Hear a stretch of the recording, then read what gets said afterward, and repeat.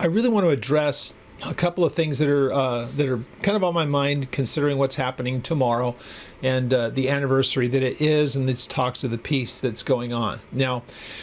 If you've been paying attention to what's happening in the news, you'll know. Interestingly enough, the plans that I'm seeing, this 20-point plan that Trump put out, this could have been done long time ago, and they've been talking about this kind of stuff for a while, but it just like out of nowhere, they finally just said, here's the 20-point plan. If Israel signs off on it, which they appear that they will have, then it's thrown into Hamas's court, and they have to agree to all of it. It's not up for a negotiation. That's what's really interesting about this. So if there's any kind of negotiation, that's a problem, because this was put out as these are the points. And when you start to read through them, and I'm going to review some of them with you, not all 20, but they're easy to find. If you want to just do a simple internet search of what are the 20 points of the peace plan between Hamas and Israel, you'll be able to pull up and see exactly what is being proposed. I'm going to look through a few of those with you here in a moment. But here's the interesting thing, and Israel has already said this, and I believe Netanyahu to be very serious about his statements. There really is no place for Hamas in this world. In any way. Now, you're going to still have your insurgents, you're still going to have your people who believe all this stuff, but they can't be allowed to exist in any way of an organization anywhere within Israel. They just can't. You might not be able to get rid of them out of Qatar and other places that they are. They're just terrorists, and they're always going to find a place to operate. So that much we know, but Israel has said they just don't have a place here in Israel anymore. It just can't be. Trump has backed that up. You'll find that even in the writing that's here. So does that mean that even if Hamas were to agree to this, that they're going to go away? Hardly. Hamas put out in 1988, I believe it was, they put out their charter, and you can go get it online. I think it's got about 33, I think, maybe 34 different tenets, and it's pretty bizarre, actually. Some of it's pretty obvious. And but they do some other things where they talk about the culture and what Islam has produced for the world and all this other weird stuff. But the other stuff, when it's really directed at Israel, you know why they are what they are, and you know why they did what they did 2 years ago tomorrow. And so they make it plainly clear. To think that somehow these guys are going to somehow change their whole outlook, because we need to be reminded theirs is a religious ideology. And so it's not something that you just say, okay, we've reconsidered, and we're going to give back your 20 hostages if they're still alive, and the remains of the other, 24. I think that they say 44 is what the number is, or something similar to that. So whether they're there or not, we don't really know. But it just seems like it came out of nowhere, kind of an interesting thing. And I think Hamas gave what I thought was kind of what they were going to give anyway. They're going to try to make this some kind of a negotiation and string it out a little bit further. What's really hard for me to wrap my mind around is if they gave back all of the hostages, then they have no more bargaining chips. And even in the things that are here, that I'll read for you in a few moments, some of the tenets of this, it's pretty clear from all of this that there's really no future for these guys.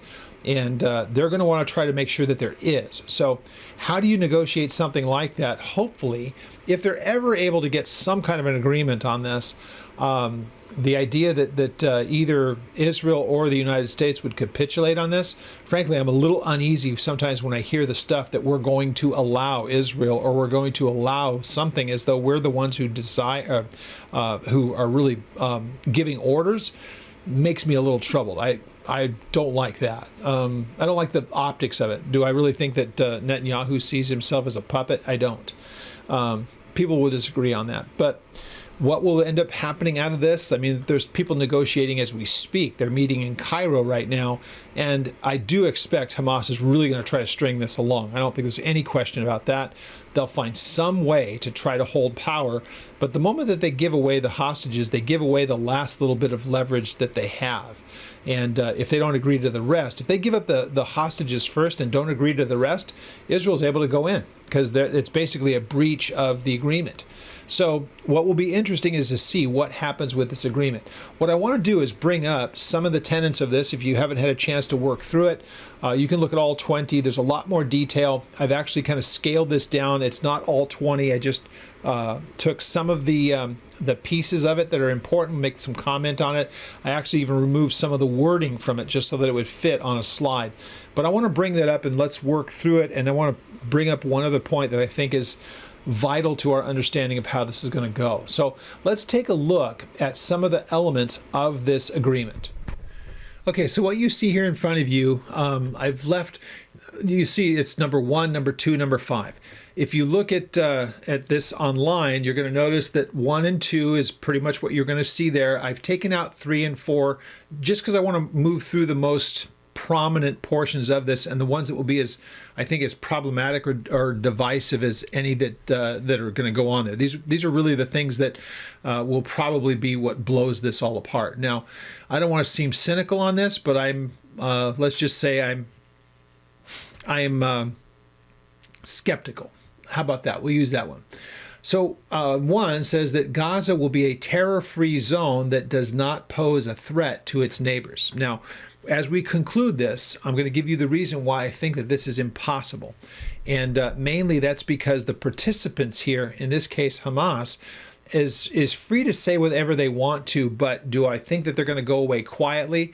If that was the case, they probably would have taken the offer a year ago that we'll let all of you guys out, turn over the hostages, we'll give you free passage, you can get out of here.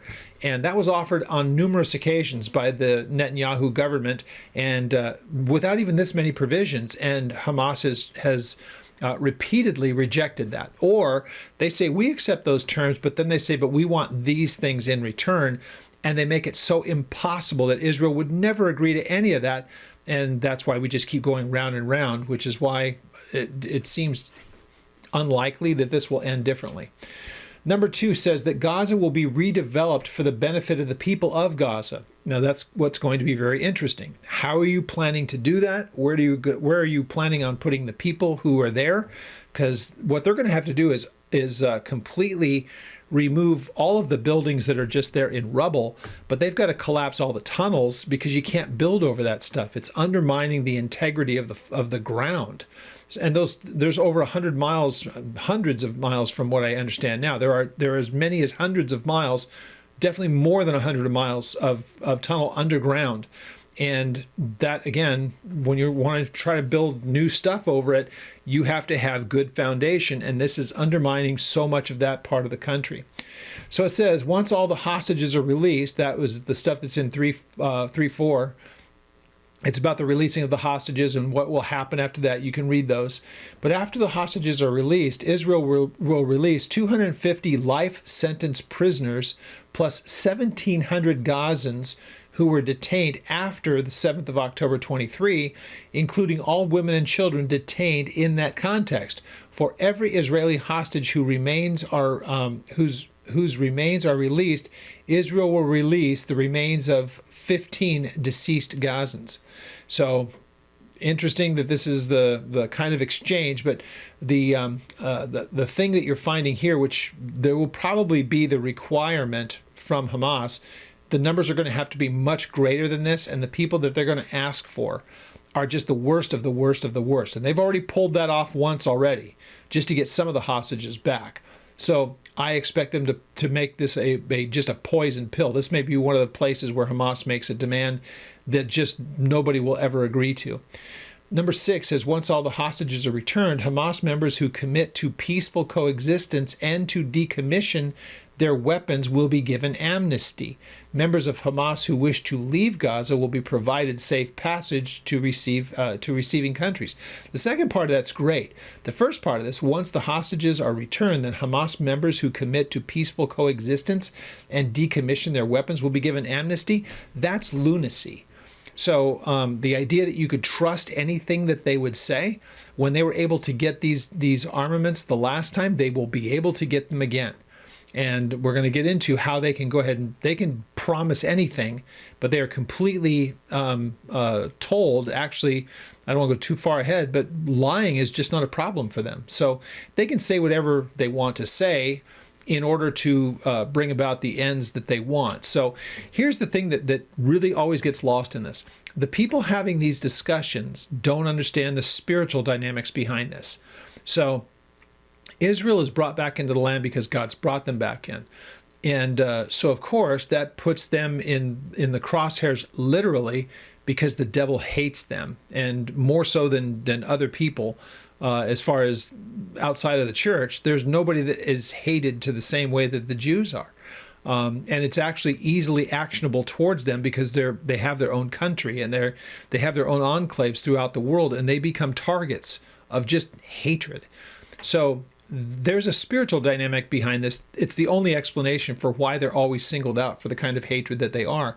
So to think that the people who have been going through this for 2 years at war are just going to say, okay, fine, we can just take defeat and we're good with that. Here's my guns, but I want to stay behind in Gaza. You're building an insurgency at that point, I fear.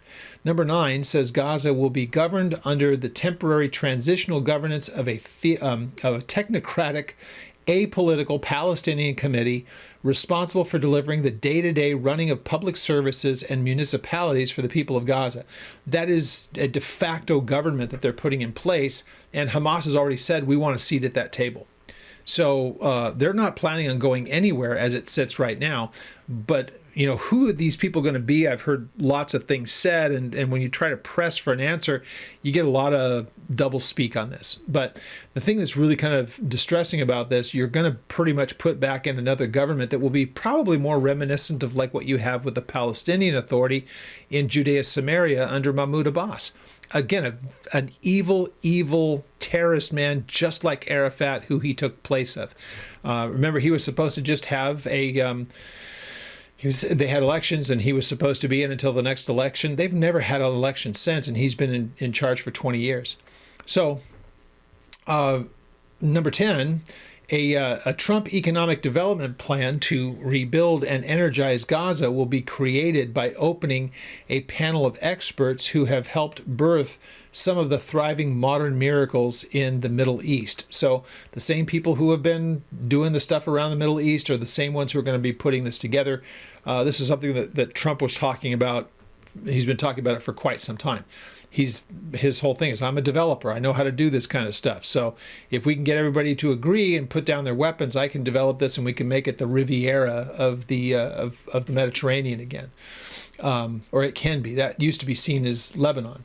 But we can fix this. That's his whole thing. Verse number 12 is that no one will be forced to leave Gaza, and those who wish to leave will be free to do so and free to return. We will encourage people to stay and offer them the opportunity to build a better Gaza. Now, this all sounds great, but the problem is it can't be done spiritually speaking, because there's such hatred on the spiritual side between Islam and Judaism. That's what's caused Hamas. That's what's caused all of these problems. So to think that somehow that's eliminated is just, it's not understanding the nature of your enemy, and it's also just you're taking them at their word, which is a bad idea. 13, Hamas and other factions agree to not have any role in the governance of Gaza directly, indirectly, or in any form. All military, terror, and offensive infrastructure, including tunnels and weapons production facilities, will be destroyed and not rebuilt. Well, first of all, that's impossible to enforce unless you're going to be taking it over. But they're saying no, this is going to be an autonomous government. You're just asking for the exact same thing to happen again. And this is one of the things that Hamas is already insisting on. We want a seat at the table in all of this. Here it says they have no seat. So to me, this is poison pill stuff. Hamas can say, we're all for it, but we won't go away quietly. You have to make sure that we still have a seat at the table. 16 says that Israel will not occupy or annex Gaza. There's an independent group, the ISF. This is what will be created to help oversee this. Once it establishes control and stability, the Israeli Defense Forces will withdraw based on standards, milestones, and timeframes linked to demilitarization that will be agreed upon between the IDF and the ISF, the guarantors, and the United States, with the objective to secure Gaza that no longer poses any threat to Israel, Egypt, or its citizens. Now, that sounds great, But once again, you're going to try to set up some kind of a puppet government there.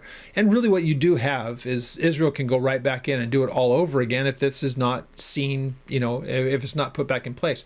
My problem with it is if you pull this and make this whole thing happen, you will get the people who will say, yep, we'll get along with everybody, and they'll go right back to doing all of this stuff. We know how bad countries and nations are at oversight. And I'll even say this, maybe if this happened, the Trump administration would be really good about making sure that the bad guys are out of control and not able to oversee anything. But you're going to have, eventually, you'll have another changeover in government. So imagine something like this being overseen by somebody like Obama or Biden, the last two administrations surrounding Trump, who really hated Israel and made it obvious that they did. So who would you want those people being in any kind of control on this? It's just a recipe for disaster. This one here, verse 18, it's not verse, it's number 18. An interfaith dialogue process will be established based on the values of tolerance and peaceful coexistence to try to change the mindsets and narratives of the Palestinians and the Israelis by emphasizing the benefits that can be derived from peace. So on the one side, the groups of Hamas and the people who live there in Gaza have a religious ideology that calls for the destruction of the Israeli state and the killing of all Jews. So the idea that you can have some, quote, interfaith dialogue, this is insanity. This is goofy stuff. So you're going to have what you will need to bring this kind of thing to pass. This is the kind of stuff I personally believe that the Antichrist will pull off and he'll make himself look like this, this who's able to do these things. Nobody's been able to do this before. He'll be seen and looked at as some kind of a Messiah figure because he's been able to do the impossible. But the idea that you can bring these people together when, you have a lot of people who are very, very angry on the Jewish side of this because of what happened on October the 7th. Then you have a lot of people inside of Gaza who don't care a bit. They want to do it. They will do it again and again. Hamas has said so. There will be another repeat of what we've done before. We're not going away. So then the 20th one, the United States will establish a dialogue between Israel and the Palestinians to agree on a political horizon for peaceful and prosperous coexistence. This is that whole nonsense of a two-state solution. So this is going to be something that they are going to pursue. Unfortunately, it's going to continue to be a failure. There's just no way that you can make these things work. It's just not going to be able to happen the way that it's written, because unfortunately, the people in Hamas are just, frankly, they're never going to agree to this. Now, there's one other thing that I think is very important, and people may be familiar with the term, but I want to bring it up here just so that we can look at it. So let me bring this slide up. It's kind of helpful to us. All right, so as you look at this is known as takia. And takia, it tells you, comes from these root words, basically is to fear or to guard against. Here's what it ultimately means. It means that, it's connoting, and I took this from an Islamic site. I didn't give attribution to it. They don't deserve it, but you can find it in all the different places. This is just a textbook definition. You can find this on any of the Islamic sites that are willing to say it. Or if you go on, you can watch YouTubes of these guys saying exactly what it is. But its meaning connotes guarding one's self out of fear through whatever means, and of course, in Islamic jurisprudence, it becomes more complex.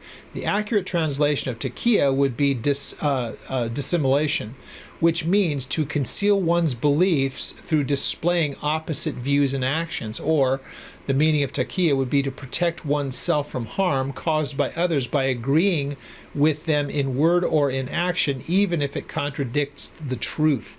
And they're willing to say this. So let me pull this down. And so I ask you, as you read that definition that's there, that you've seen on the screen there, if you read that definition and you think somehow when you read the different tenets that we've looked at, not all 20, just the ones that we looked at, and then you say, you're going to sit across the table from some people who can say, well, we fear the outcome of this, so we're going to tell you everything that you want to hear, and we have our religious sanction to lie through our teeth to the furthering of our cause. So if people don't understand this, whenever they hear two-state solution, land for peace, we can do a peace plan, we can negotiate, we can do this, that, and the other thing.